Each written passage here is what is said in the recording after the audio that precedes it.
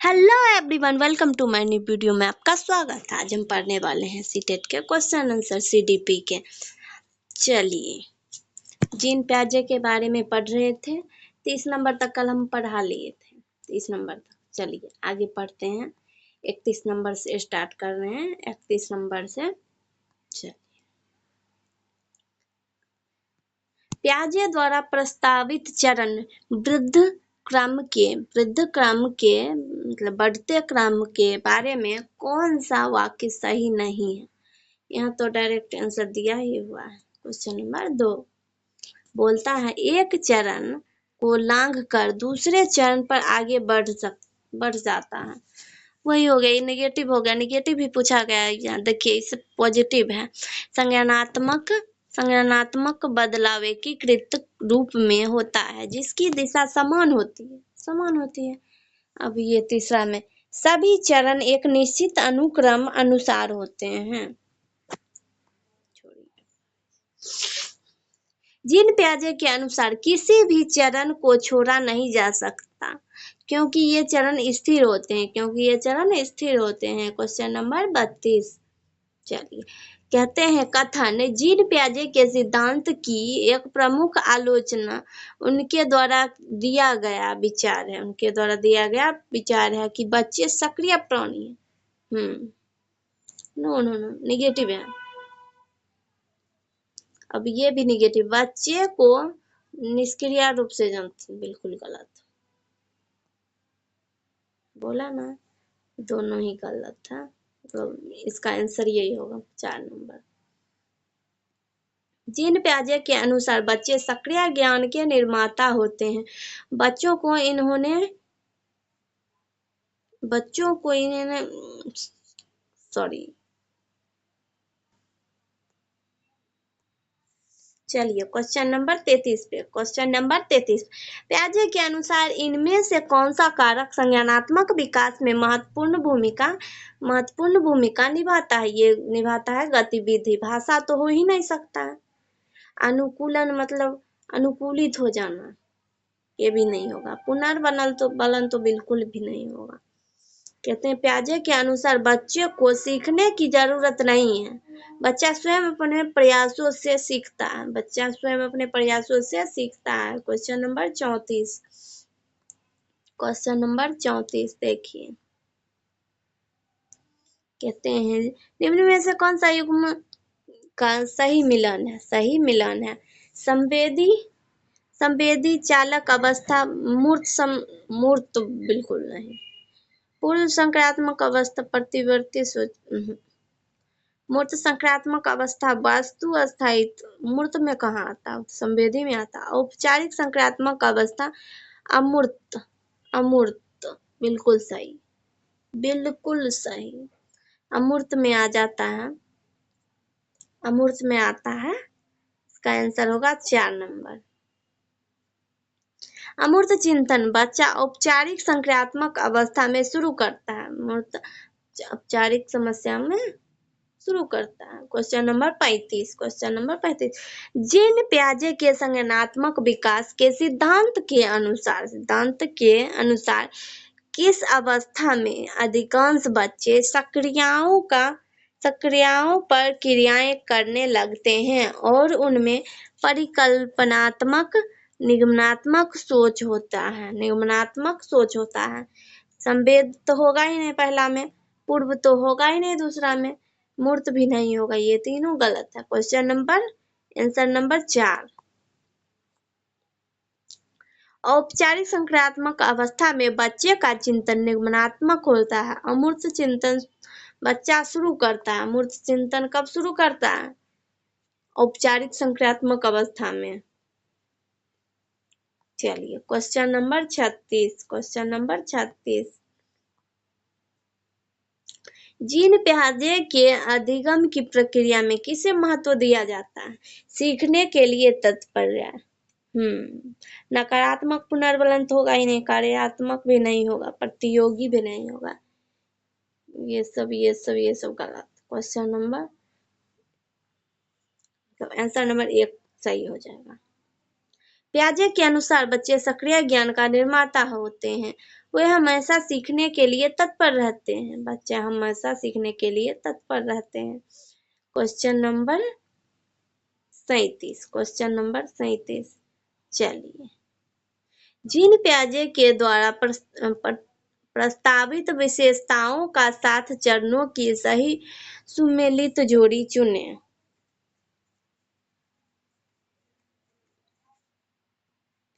संवेदी चालक नाटक खेल में कैसे भाग लेगा? बहुत छोटा बच्चा रहता है, ये तो नहीं होगा। पूर्व संक्रात्मक अवस्था में वस्तु स्थायित्व संवेदी में होगा, इसमें होगा, इसमें कैसे हो जाएगा? गलत। मूर्त संक्रात्मक अवस्था में क्रियाओं को मानसिक तौर पर परिवर्तन, मूर्त में कैसे हो जाएगा? परिवर्तन कैसे कर रहे हैं? अमूर्त संक्रात्मक अवस्था में परिकल्पित निगमनात्मक तर्क में सक्षम। अमूर्त चिंतन में बच्चा एकदम निगमनात्मक तर्क करने लगता है, सोचने की थिंकिंग बहुत बढ़ जाती है बच्चे में। इसका आंसर हो जाएगा 4 नंबर। अब चलिए, क्वेश्चन नंबर 38 कहते हैं अभिकथन। 4 वर्षीय रिया लंबे और चौड़े 2 बर्तन में एक ही समय में समान मात्रा में पानी डालते समय बर्तन की ऊंचाई और चौड़ाई को एक ही समय में ध्यान में नहीं रख पाते। नहीं रख पाते हैं, कैसे रख पाएगा? बच्चा रहता है 4 वर्ष में, तो कैसे रख पाएगा? जीन पियाजे अब कहता है कारण। जीन पियाजे के अनुसार रिया संज्ञानात्मक विकास के पूर्व संक्रात्मक चरण में है। पूर्व संक्रात्मक चरण हो सकता, देखते हैं आंसर। अब दोनों देखिए, दोनों जीन पियाजे के बारे में बोला गया है, कथन भी मिल रहा है, कारण भी मिल रहा है। क्वेश्चन नंबर 1, मतलब क्वेश्चन का आंसर 1 नंबर। ए और आर दोनों सही है। ए व्याख्या करता है ए की, ए कहते हैं आर ए की व्याख्या करता है। आर जो है आर, ये ए की व्याख्या करता है। Question number 39। चलिए, जीन पियाजे के संज्ञानात्मक विकास के सिद्धांत के अनुसार निम्नलिखित में से कौन सी अवधारणा 3 से 6 वर्ष की आयु वाले बच्चों को सिखानी चाहिए? 3 से 6 कहता है।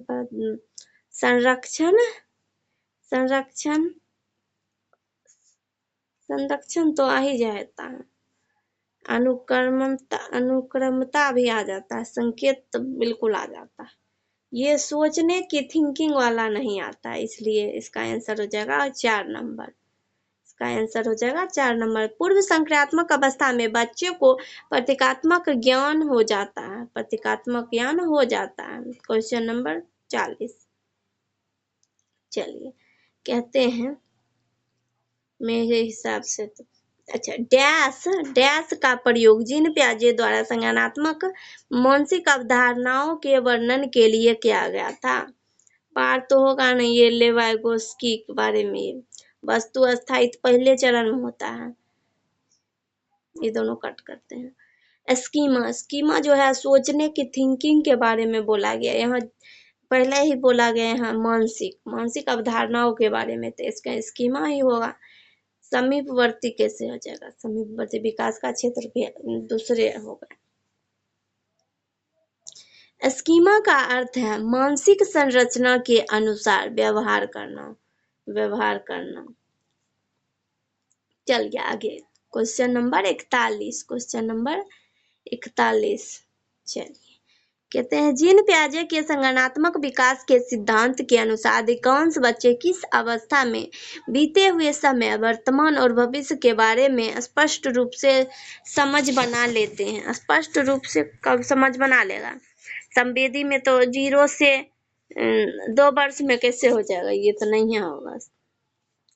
पूर्व संक्रात्मक में बच्चा का खुद कुछ नहीं आता है, सब सीखने की कोशिश करता है, पलटा भी, उसके बाद ही वो संरक्षण, अहम केंद्रित, ये सब इसमें सीखने की कोशिश करता है।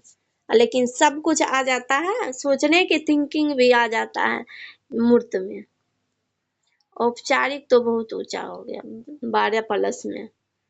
इसका आंसर हो गया 3 नंबर। समय का ज्ञान बच्चे को मूर्त संक्रियात्मक अवस्था में हो जाता है। चलिए क्वेश्चन नंबर 42। जीन पियाजे के अनुसार जीन पियाजे के सिद्धांत में चिंतन की बुनियादी निर्मितियों को किस रूप में जाना जाता है? चिंतन यानी सोचना स्कीमा होता है। मानसिकता के बारे में बोले ना, चिंतन स्कीमा होता ही है, सोचना, थिंकिंग करना, ये सब सहज तो नहीं होगा, एकदम सरल। संकेत के बारे में कुछ है ही नहीं, अवधारणा भी नहीं है, स्कीमा। इसका आंसर हो गया 2 नंबर। स्कीमा चिंतन की आधारभूत इकाई है जो चिंतन का निर्माण करती है। Question number 43। चलिए, नैतिक विकास का सिद्धांत लॉरेंस कोहलबर्ग के साथ साथ और किसके द्वारा प्रतिपादित किया गया? जीन पियाजे, ऑफ कोर्स, लॉरेंस कोहलबर्ग और जीन पियाजे, यही दोनों हो सकता है। देखिए, है ना आंसर, इसका हो जाएगा जीन पियाजे। चलिए क्वेश्चन नंबर आगे बढ़, इसका तो प्रिपरेशन माफी। नैतिक विकास का सिद्धांत जीन पियाजे और लॉरेंस कोहलबर्ग दोनों ने दिया था। पहले जीन पियाजे ने नैतिक विकास की 2 अवस्थाएं बताई, फिर बाद में जीन पियाजे से प्रभावित लॉरेंस कोहलबर्ग ने नैतिक विकास का सिद्धांत दिया। बिल्कुल यही सत्य है। चलिए क्वेश्चन नंबर कितना, 44। Question number 44। जीन पियाजे के संज्ञानात्मक विकास के सिद्धांत के अनुसार किस चरण पर अनैच्छिक क्रियाएं अधिगम का प्रधान है और प्रधान और प्राथमिक माध्यम होता है? प्राथमिक हमको तो लग रहा है जैसे संवेदी में तो 0 से 2 वर्ष होता है, और पूर्व में 2 से 7 के लगभग में, और मध्य में मूर्त हो जाएगा 7 से 11, और औपचारिक में 11+18 में हो जाता है। 18 में, औपचारिक 18 में होगा, तो बिल्कुल मेरे समझ से तीसरा होगा। और देख गाइस, गलत हो गया। चलिए इसका आंसर है 1 नंबर। जीन पियाजे के अनुसार अनैच्छिक क्रियाएं बच्चा संवेदी गामक अवस्था में करता है। अनैच्छिक क्रियाएं वे क्रियाएं होती है जो बिना ज्यादा सोचे समझे स्वचालित रूप से होता है, जैसे ताली की आवाज से बच्चे का चौंकना, पलकें झपकाना आदि, यही सब होता है। चलिए क्वेश्चन नंबर 45। जीन पियाजे के अनुसार व्यवहारों और विचारों को संयोजन, व्यवस्थीकरण, पुनर्संयोजन और पुनर्व्यवस्थीकरण किसके सुसंगत प्रणाली में लाना क्या कहलाता है?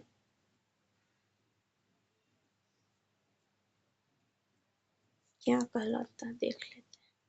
क्वेश्चन नंबर संगठन कहलाता है।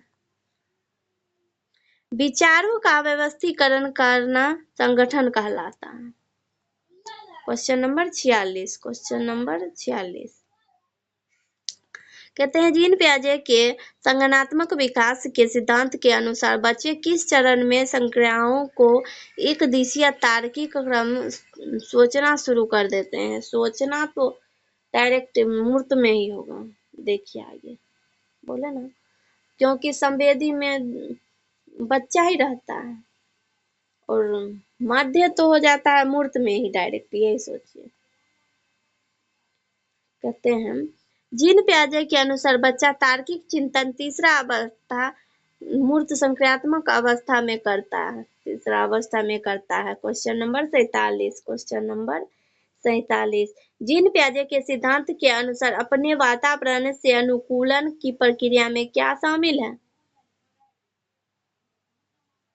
क्या शामिल है? हमको तो लगता है ये दोनों हो जाएगा, समावेशन और समायोजन दोनों ही हो जाएगा, बोले ना, क्योंकि केवल तो गलत ही है, ना तो समावेशन और ना ही समायोजन, दोनों ही नहीं था, तो हम डायरेक्ट तीसरा में लगाए। चलिए क्वेश्चन नंबर 48। जीन पियाजे के सिद्धांत जीन पियाजे के संज्ञानात्मक सिद्धांत के अनुसार किस चरण पर बच्चे जटिल समस्याओं के समाधान में तर्क का इस्तेमाल करने में सक्षम हो जाता है? ये तो डायरेक्ट अमूर्त हो जाएगा। सक्षम तो इसमें भी होता है, लेकिन पूर्ण रूप से उसमें होता है, बोले ना। क्वेश्चन नंबर 4, मतलब क्वेश्चन का आंसर 4। जटिल समस्याओं को हल करने के लिए तर्क प्रयोग करना औपचारिक संक्रियात्मक अवस्था की पहचान है। Question number 49। जीन पियाजे के सिद्धांत के अनुसार संज्ञानात्मक चिंतन में प्रमुख बदलाव किस प्रक्रिया द्वारा होता है? देखिए, नकल करना जो है निगेटिव है, और ये रटना भी यानी स्मरण करना, याद करना, ये भी निगेटिव है। इन दोनों में से एक नंबर का होगा, बोले ना। जब व्यक्ति के सामने नई परिस्थिति उत्पन्न होती है तो उनकी मानसिक स्थिति असंतुलित हो जाती है। उस संतुलन को दूर करने के लिए व्यक्ति या तो अनुकूलन करता है या समायोजन करता है। ऐसा करने से उसकी मानसिक स्थिति संतुलित हो जाती है। संतुलन की यह अवस्था संतुलनीकरण कहलाता है। चलिए क्वेश्चन नंबर 50। जीन पियाजे के विचार में बच्चों की निजी वाक क्या दर्शाती है? क्या दर्शाती है? उनकी अग्रवर्ती सोच, उनकी अपनी सोच, विनियमित करने की क्षमता, उनकी समस्या समाधान युक्तियां, उनका परासंज्ञानात्मक कौशल। देखते हैं क्वेश्चन नंबर, इसका आंसर हो जाएगा 2 नंबर। उनकी अपनी सोच को विनियमित करने की अक्षमता। चलिए क्वेश्चन नंबर 51। जीन पियाजे के सिद्धांत में क्रियाओं और विचारों की संगठित प्रणाली जो व्यक्तियों को उनके जीवन में संबंधित वस्तुओं और घटनाओं को मानसिक रूप से प्रस्तुत करने और सोचने की स्वीकृति देती है, क्या कहलाती है? सोचना यानी थिंकिंग का डायरेक्ट स्कीमा ही होगा, आप देखते हैं, बोले सोचना,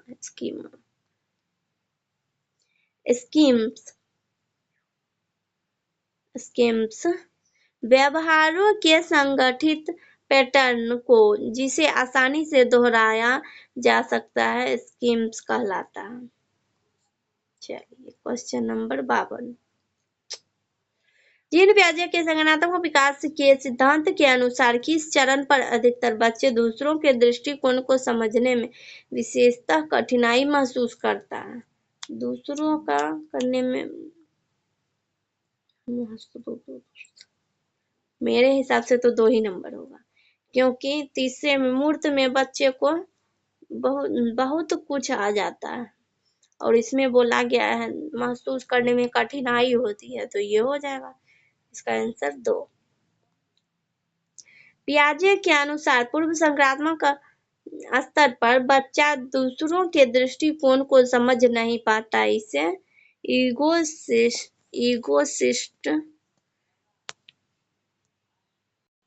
ईगोसेंट्रिज्म कहा जाता है। Question number 53। चलिए क्वेश्चन नंबर 53 कहते हैं 5 वर्षीय रीना को 2 पारदर्शी समरूप गिलास दिखाए गए जो दोनों ही आकार में छोटे और चौड़े थे दोनों बराबर मात्रा में दोनों बराबर मात्रा में दूध डाला गया, जिसे दिखाने पर रीना ने बराबर होने की सहमति जताई। फिर भी एक गिलास के दूध को किसी अन्य गिलास में डाला गया जो अपेक्षाकृत लंबा और संकीर्ण था। अब रीना का मानना है कि लंबे गिलास में छोटे गिलास की अपेक्षा दूध ज्यादा है। जीन पियाजे के सिद्धांत के अनुसार यह क्या दर्शाया गया? मेरे हिसाब से तो डायरेक्ट 1 नंबर, क्योंकि जीव पद यहाँ निर्जीव और सजीव के बारे में हो जाता है, निगमनात्मक औपचारिक हो जाता है, प्रकार्य तो कोई बात ही नहीं है। इन तीनों में क्रॉस। चलिए बोले ना, विकेंद्रीकरण का अर्थ उत्तर देते समय यह एक से अधिक विशेषताओं को देखना। Question number 54। जीन पियाजे के संज्ञानात्मक विकास के सिद्धांत के अनुसार अधिकतर बच्चे किस स्तर पर सामाजिक मुद्दों और न्याय के प्रति समझ स्थापित कर लेते हैं? इसका आंसर हो जाएगा संवेदी। तो होगा ही नहीं, पूर्व भी नहीं होगा, मूर्त थोड़ा बहुत हो सकता है, लेकिन यहाँ औपचारिक है तो औपचारिक ही डायरेक्ट नहीं है। सामाजिक मुद्दे और न्याय ये शब्द अमूर्त हैं। अमूर्त चिंतन बच्चा औपचारिक संक्रियात्मक अवस्था में करता है। अमूर्त विषयों जैसे कि न्याय, बुद्धि, बेरोजगारी आदि पर चिंतन करता है। Question number 55।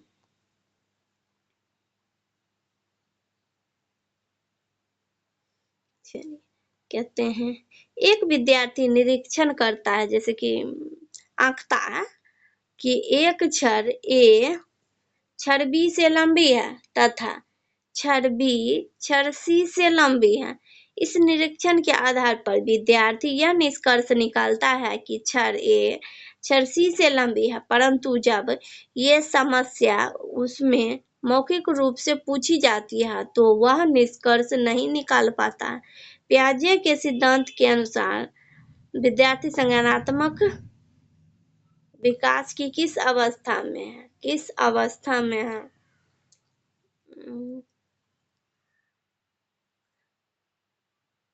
मूर्त में हो सकता है, औपचारिक तो नहीं होगा, उसमें सब चीज निकाल सकता है, और संवेदी भी नहीं होगा। या फिर मूर्त होगा या अमूर्त होगा? मूर्त ही होगा, देखते हैं। बोले ना अमूर्त है ना, अमूर्त ही होगा।